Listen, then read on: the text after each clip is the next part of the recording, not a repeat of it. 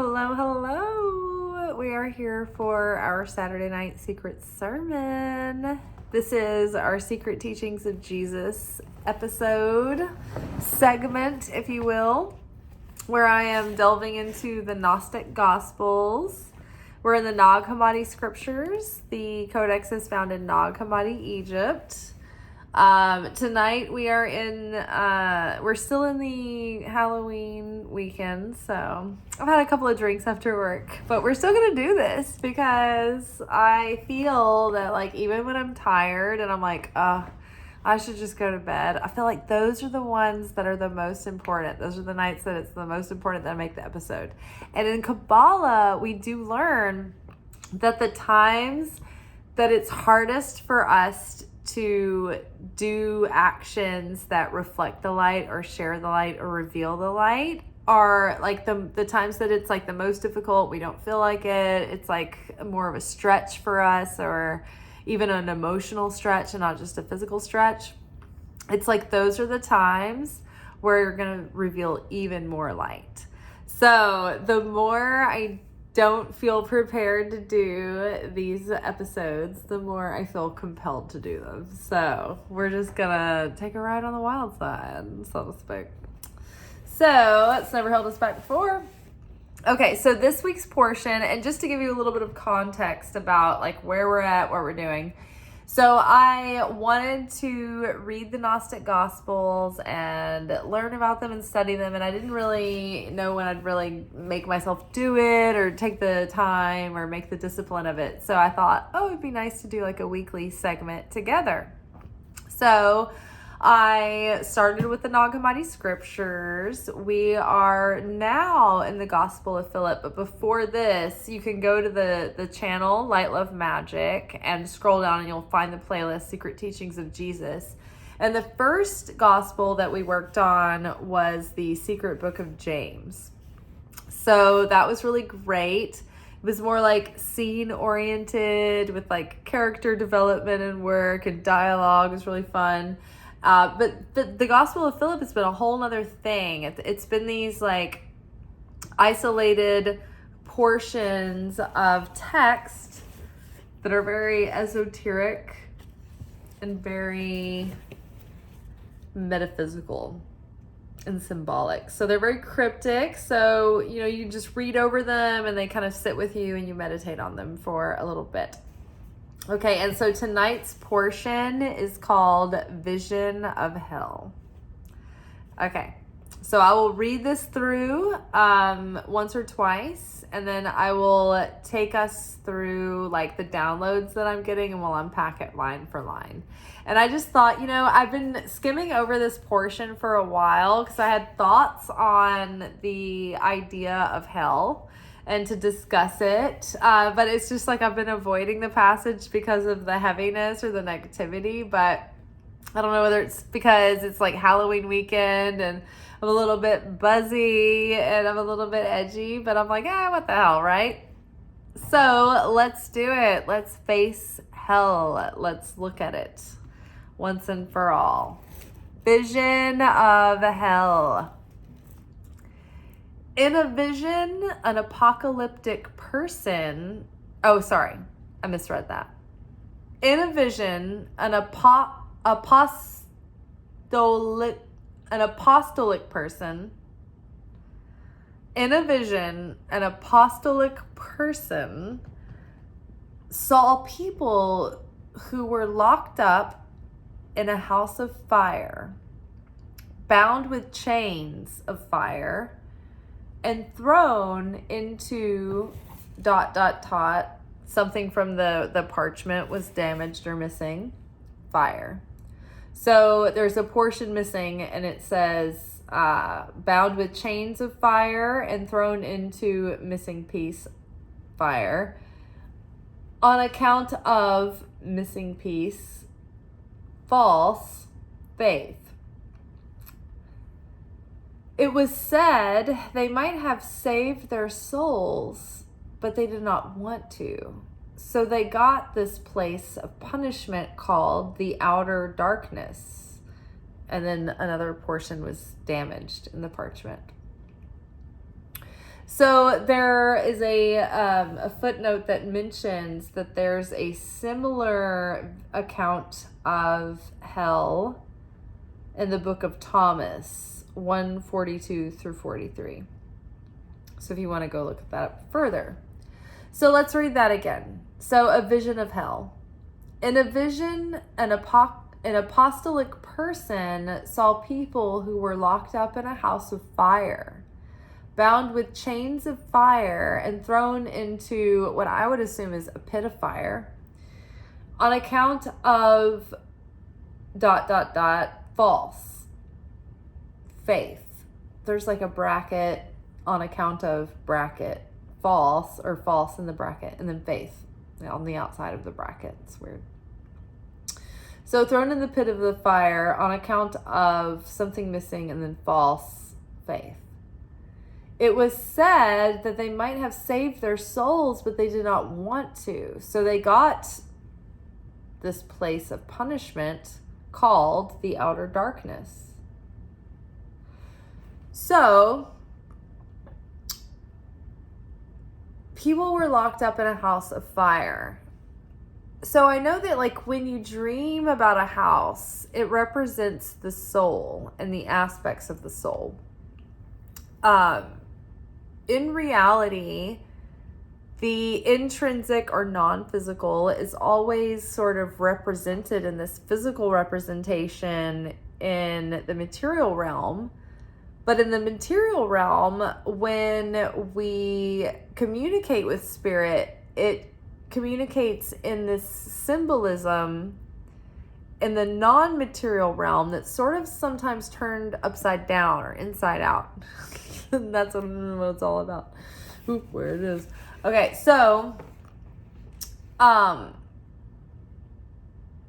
people were locked up in a house of fire. So you can almost read that, if you were thinking of this poetically, as people were locked up in a house of fire. So people were locked up or bound by their souls that are on fire, that are consumed with being burned up by their inner resistance, by their inner conflict, by all the things that the soul has in this world that's out of affinity with the light of the Creator, that's out of balance, that's not in goodness, so to speak, that needs to be purged or purified or transmuted, alchemized. Well, in spirituality, in the soul, when we alchemize our darkness into light, it is required that we go through the heat, the pressure, the pain, the suffering, and that breaks us down, egotistically speaking, and allows for us to reconfigure and become something new, something more purified when the refuse is removed, right? When the ego's projections are removed, and that those layers of the soul that are shrouded in that darkness are revealed, because that darkness is removed layer by layer. So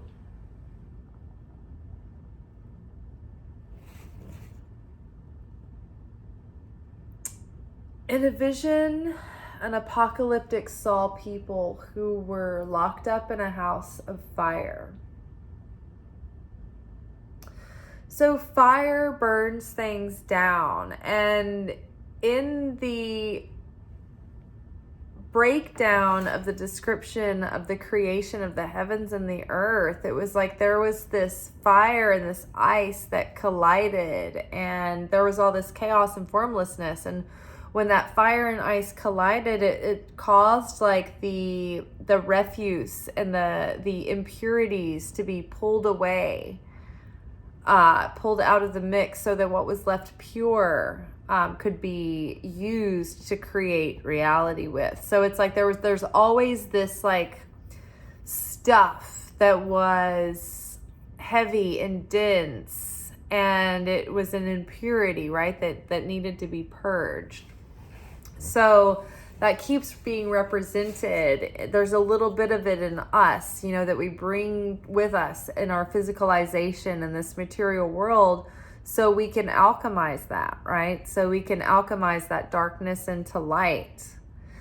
There's no way to obliterate it completely, because on like a physics level, on a quantum physics level, everything that is stuff in this existence, it holds it all together. And so if you took something away from this stuff that makes us all stable, it would cause a paradox, and we'd become a vacuum, and we collapse in on ourselves, So even the most vague conceptual things, and the things that are dark and we don't agree with, and like the things that we don't feel are tangible matter that create mass in this space, even if we think it's massless, it's like it deserves its space here. And the only thing that we're allowed to do with it, because it's creating this physical balance, right? It's like if you suddenly pricked a hole in a window in a plane, it would like release the pressure, and then all of a sudden things would start like breaking, and people would get sucked out through the hole. So it's the same in the universe. So it's like the only thing that we're allowed to do is really transmute the darkness, to change it. And we are asked and required in this lifetime. Our requirement is to see that darkness and to go after it and try to repair and to heal it and to elevate it and to fix it and to encourage it into the light, but not to. We can never get rid of it completely. So it's our assignment to first start with ourselves and find that darkness within us and seek it out and transmute that and change that bitterness into sweetness, that unconsciousness into consciousness, that ungoodness into goodness, and that darkness into light. And many times it has to come through a trial by fire, right? When life, puts pressure on us and puts us through the paces, puts us through the steps, and gives us hard times. We see what we're made of, and we step up and we rise to the occasion. But it's under the fire that we're purified and purged of that weakness and that darkness and that ignorance. And then we become made aware, right? And we become refined and strengthened and fortified. So let's go back to the passage.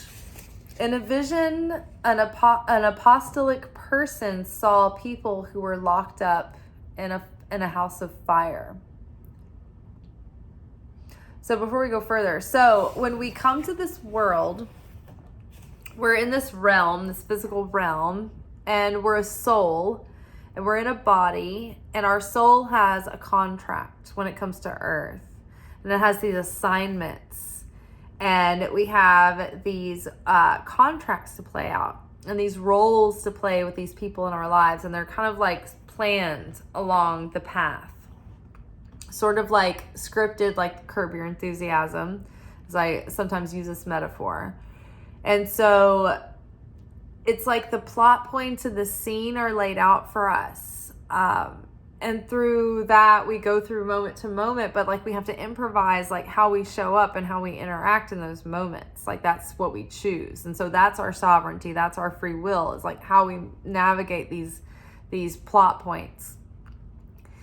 So some things we can't help and some things we can, but the point is that it takes our soul through these trials by fire, and it purifies and purges us through, the negativity and the darkness, and it elevates us into the light.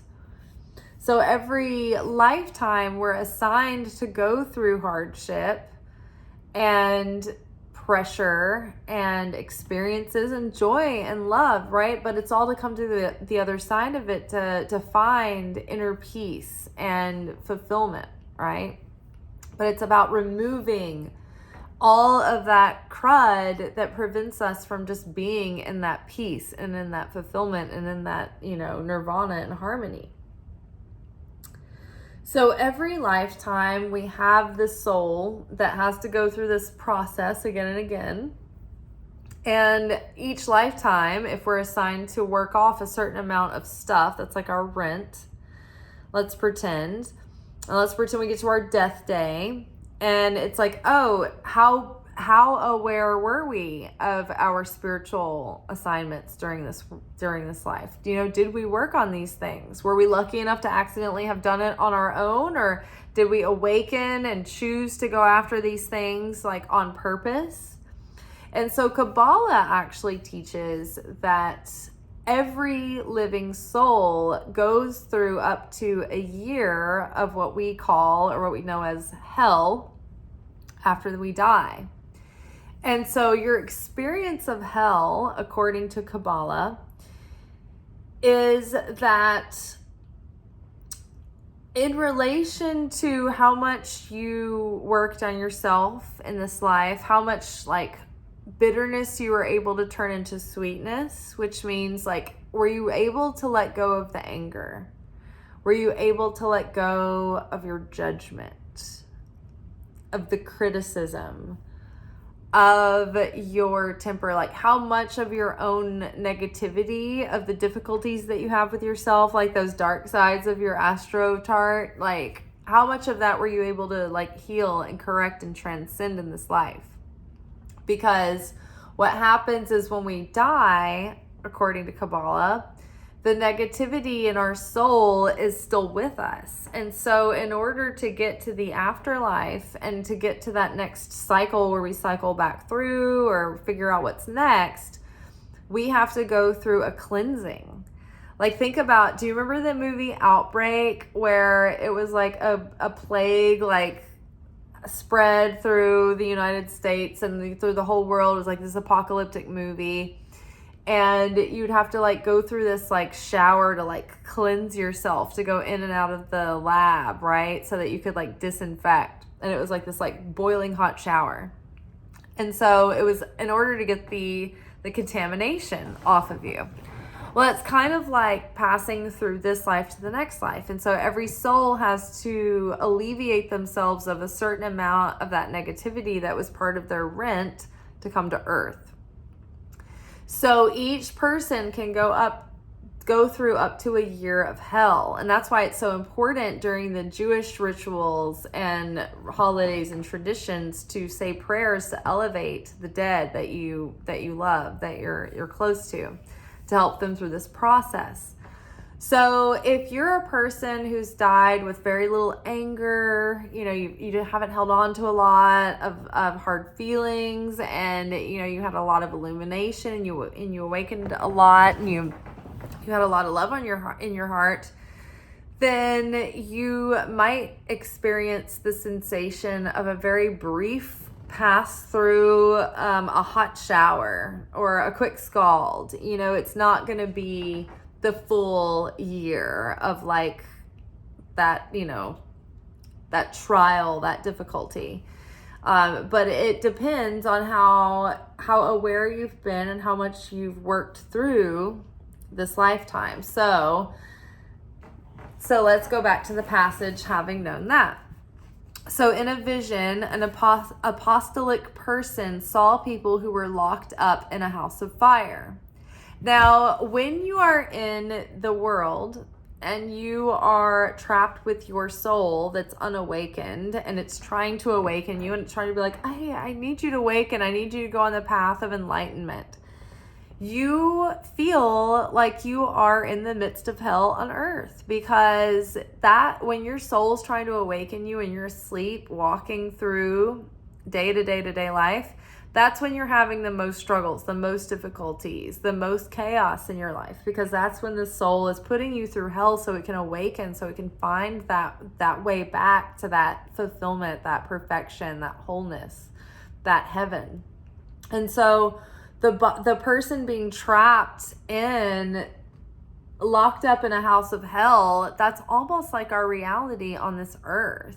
It's like, oh, we're trapped in this body. We're going through this imperfect world where there's war and there's people who have commitment phobia and like climate change and mountains of garbage in the ocean and all of this stuff. It's like we're burning in hell in a way, in this material realm, right? Like just trying to get over our fears and our insecurities and our shortcomings and our dreads and our anger and our petty disagreements.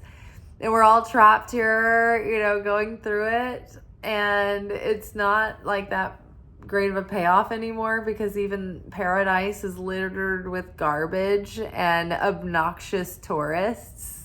So there's no escaping it, right? So we're locked in this mansion that's on fire, right? This beautiful physical home to live in for these souls, right? To materialize in these bodies. But it's like, there's a lot wrong with the place here. It's kind of a money pit, right? So the person saw people who were locked up in a house of fire, bound with chains of fire, and thrown into a pit of fire on account of false faith.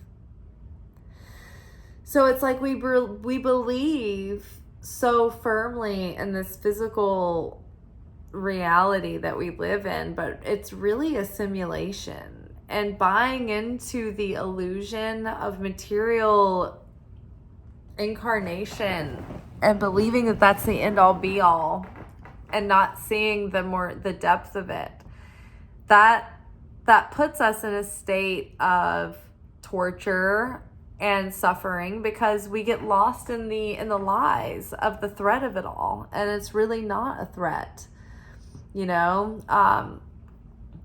It's not as solid as we think. The reality that we live in is mostly light. And we have a lot of effect over that. We have a lot of power over that. We can be very influential over the reality that we live in by our intention and our attention. And that's even proven in quantum physics.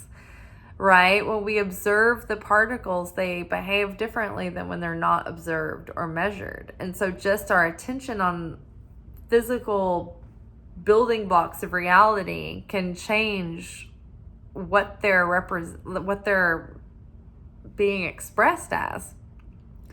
So our attention on reality shifts it, right? So in a vision, an apostolic person saw people who were locked up in a house, bound with chains of fire, and thrown into a pit of fire on account of false faith. So our suffering comes from our refusal to see the real truth,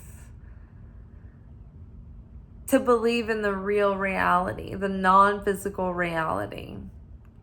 And so when we resist that, or it's like, here are the laws of spirituality. And if you learn them and you learn how to like coordinate and abide by them, like your life will go well. It's like learning that you're in a video game and you're like, oh, okay, I'm just gonna learn like the rules of the game so I can be a good player in the game, right? But it's like people are like, no, I don't want to do that. I'd rather get lost in the matrix and just have my steak and go watch my game and phone it in, and that's all I want to do. And so they're the ones that actually end up suffering in the end. Like through life, it's harder in different ways than it would be if you were awakened and actually making an effort. But also at the end of the life too, it's like when their physical body dies, their soul isn't prepared for that transition for the afterlife. So dead people can be confused and not know that they're dead. In fact, I had to tell my best friend at the time, that he was dead. My best friend died in a sudden accident. I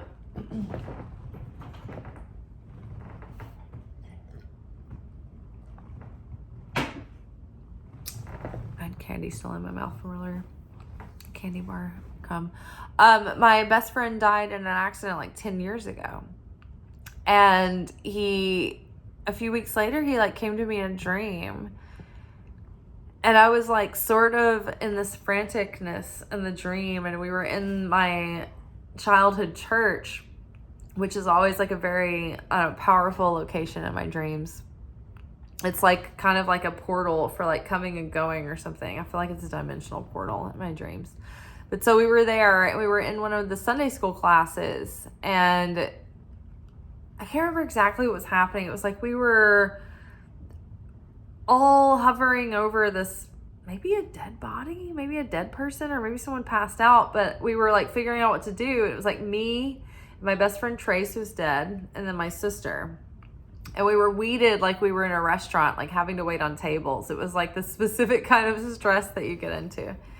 And I remember like, it was almost like they were like, what can we do? What can we do? And I was like, I don't know. Like, you're blah, blah, blah. And then I looked at him and I was like, and you're dead. And he was like so shocked and surprised. So I feel, and this is, suggested by faith and many beliefs, that like, if you're a person that refuses to like accept any of this while you're alive, and you're just not plugged in, you're not spiritual at all, you're just like a very material, like a non-playable character kind of person, like those people, it's very easy for them to be confused, like when they go to that afterlife and they don't know how to navigate that world because they're disoriented. They weren't prepared, they never believed in it, and they didn't do any of the work, so it's all foreign. It's Greek. They're like, oh, I don't even know like how to adjust to the thought of this realm. So it's harder for them to figure out what's happening and then accept that. So that becomes another layer of, oh, I'm trapped in this world that I don't know how to navigate my way through, and now I'm just trapped in the torture of it all. So in a vision, an apocalyptic or apostolic person saw people who were locked up in a fire, bound with chains of fire, and thrown into a pit of fire on account of false faith. So part of this thing is that in the afterlife, it's like if you don't have faith in the right things in this life, you're not building affinity with those things. And in the afterlife, like you can't process anymore once you die. Like all the soul growth and awakening that you do in this world is done in this material realm. But like once you die and you go into the non-material realm, that's where you're at. Like that's where you graduate. That's where your GPA was. You don't keep improving upon it. This is school. This is soul school. This is where you can improve upon your grades. This is where you can get another degree. You can elevate, you can transcend, you can heal things in the physical realm. But once you're out of the physical realm, you don't have that same interaction and that same, like our forgetfulness of who we really are and what reality really is what allows us to be players in this game.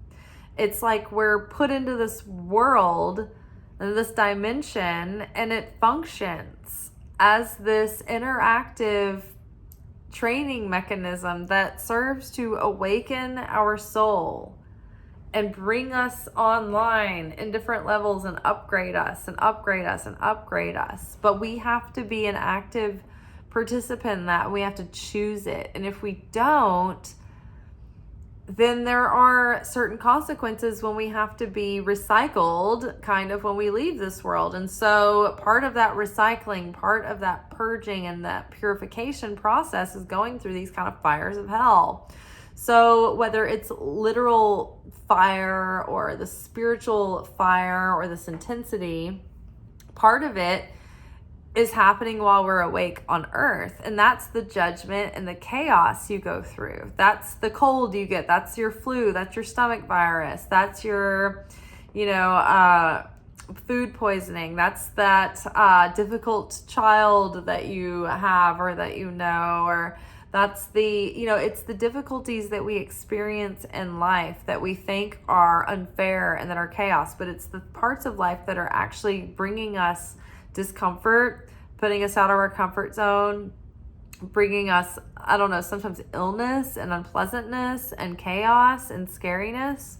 That is the heat and the fire of hell that's purifying and balancing the scales and burning off that density in our waking life. But what really counts is when we can let that intensity change us for the better and make us more compassionate, deeper understanding people, rather than making us bitter and shut down and closed off. So those hard times in our waking life can serve to either make us more open and more caring and more loving, or it can kind of make us bitter, sour grapes, and so that's, what kind of like makes or breaks, that's the judgment right there. So in a vision, an apostolic person saw people who were locked up in a house of fire, bound with chains of fire, and thrown into ... fire, which I'm guessing is a pit of fire, on account of ... false faith. It was said that they might have saved their souls, but they did not want to. So they got to this place of punishment called "and the outer ... of darkness." So it's like they could have been saved, but they didn't want to. So they got tossed into this place of punishment. So it's like every lifetime we have this invitation to do the self-work, to do the awakening, to be a participant in it, and to try to transform who we are and who we're showing up as. But it's our choice. And if we don't choose to do that, we can continue on the same as we are in stagnancy, but we will have to pay the credit card payment at the end of, when it's due, right? And we'll have interest. So this is kind of literal in a way. It's like, the people who don't want to change, even if there's no afterlife, right? The people that don't want to change in this life live miserable lives. Like during their physical waking life, they're not very fulfilled. They're confused about why things are happening. They feel victimized. They feel bitter. They feel angry, and they feel like, I'm gonna damn the man, and they make a big deal out of it so they can think that they're empowered, but they're not. They feel miserable and set upon all the time. And so you can choose in this life, even, if you want to let life work on you and make you a better person, a brighter person, a deeper person, a more caring person, a person that feels and they feel compassion and empathy. Or you can let it shut you down or make you ignore life and not care. Just phone it in. But the people who did not want to be saved, they were punished and thrown into the outer room of darkness.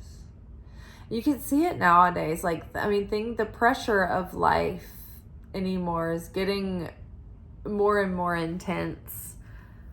And the uncertainty of the way that life goes is getting more and more intense. Look at the level of natural disasters during storm seasons and fire seasons and anything anymore. It's turned up to the highest octave.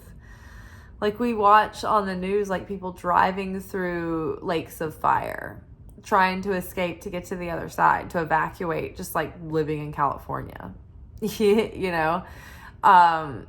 got these hurricanes that are washing away bits of interstate in the middle of the mountains. It's insane, right? So then we have the election that is ridiculous. It feels like we're on the edge of oblivion here. Some people can't take it. I've literally known people that have killed themselves under the pressure of trying to make sense of it all and not being able to in this life.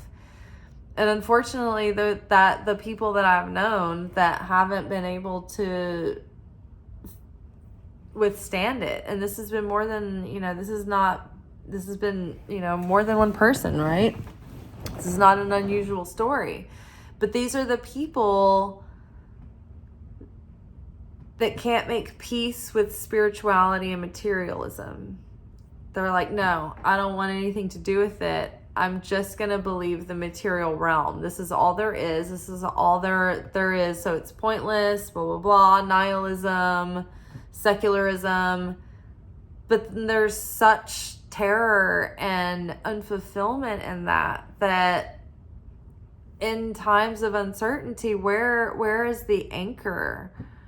What keeps you afloat, and you're going through hell on earth so much to the degree that you can't even bear it, right? And so there is something to say for walking into trial by fire on purpose, with intent, with intention of letting the fire of challenge of life awaken you and give you a sense of purpose and mission to transform yourself, to bring more light and goodness into the world instead of losing hope, right? So if we feel and if we know that hell is guaranteed on earth without any faith and without any purpose and without any mission to give to the world outside of yourself, right? There's nothing bigger than you, then it's like there's nothing really satisfying or worthwhile to be here in this unpleasantness. I do love the Reese's cups, but they're not it. And so there's nothing in the afterlife that compels you or that inspires you, then that's not very hopeful. That doesn't give you a lot to anchor into, to have hope in or comfort in or faith in or excitement in. And if you refuse it, it's like not only do you not get the benefit of it, but you're also carrying like the weight of all that's yours to kind of take care of and do. And it's like having homework assignments that you don't do that just like roll over. It's like bills that keep piling up. I don't know. So either way, if you know that you would have to do a year of jail, up to a year. Okay, so if you knew that like getting out of this life, if you're like graduating life like a school, right after school, you have to go up to a year of jail. And depending on how well you show up in school and your personality and your level of enthusiasm and how you treat others and your belief in your faith, do you go through, and mostly it's just your faith, mostly it's just your belief, but after school, do you go through a year of absolute hell and jail, or do you have like community service for like 6 weeks? Do you just have to go to probation and you don't even have to do community service? Like think of it as a courtroom. That inspires you now to be like, oh, well, maybe I wouldn't be into this at all, but knowing that like maybe hell is guaranteed for everyone, and maybe it might not be so bad depending on how like sincerely I show up in this world, right? I might be able to lessen my hell experience. I think it's interesting to at least ponder the idea that we may all have to deal with it on some level, but we also have enough involvement in it that we can lessen it for ourselves and hopefully make it so that it's one of those quick hot showers. But it does give you incentive to get involved in working on yourself and like trying to transcend your darkness and transform your soul, right? I mean, I love to do all of my spiritual work really because I enjoy it and I think it's fulfilling and I think it makes me feel closer to the Creator, and that's fun. And I know, like, I came from growing up to think that, like, no one said this to me, but, like, in my life, like, I just had such intense chaos in my life that I was like, what did I do to deserve this? Like, I felt like God was punishing me. Like, I didn't understand why either. Because I, like, always believed and I was trying to do my best and, like, be who I was, you know, be true to myself and all that. But over the years, like, I've just loved being a mystic just for the love of it and just for the love of, like, hanging out with God and finding, like, fun. Like, I've found that, like, God isn't a punishing, like, disciplinary, like, father figure. That, like, God can be, like, super fun, magical, and nurturing, and caring, and make you feel protected and provided for. So it's a whole other experience. And so I like doing the spiritual work, but it's because that I've had that perspective and that experience shift. And I would like to offer that possibility to others, right? That's what I want to introduce to people. Like, it can be totally different than what we were kind of offered growing up. So I just think it's interesting to consider hell and the way that we were delivered hell growing up. Like, what is it? Who, you know, is it only certain people that go there? Is it real? Is it not real? People are like, I don't believe in it. I don't believe in it. And it's convenient not to believe in it. But what if there was, like, some expression of it that we just didn't get quite right, you know? So this is another possibility. So let's read the passage one more time. Vision of hell. In a vision, an apostolic person saw people who were locked up in a house of fire, bound with chains of fire, and thrown into the fire on account of false faith. It was said that they might have saved their souls, but they did not want to.